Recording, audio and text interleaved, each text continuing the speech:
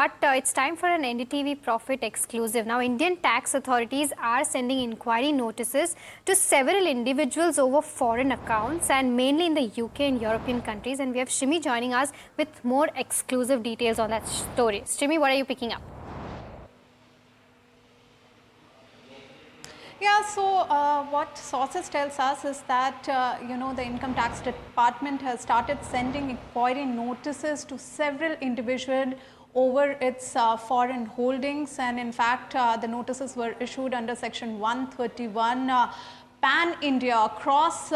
India, where they are seeking explanation over that how and where the money has been disclosed, the account has been disclosed. Now, the move comes after the Indian authorities have received a huge number of data, and in fact what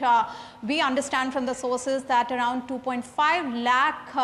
of account have been shared under common reporting standards via automatic exchange of information, and basis of those data and those intel, now the Income Tax Department started sending inquiry notices in most of those numbers and those data. Now,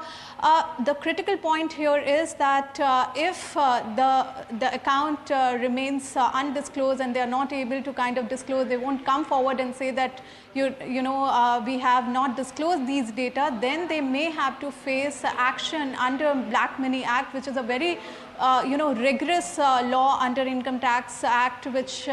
actually attract jail term up to 3 years plus above 100% penalty on the total undisclosed amount. The important point here is that Income Tax Department notices is at inquiry stage, and where the signal and the messaging tax departments want to send that, look, you have chance, you can come forward and disclose these numbers, otherwise you may have to face rigorous action. And of course, with the global cooperation with all foreign jurisdictions, they are getting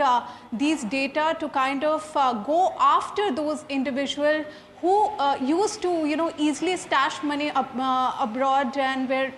difficult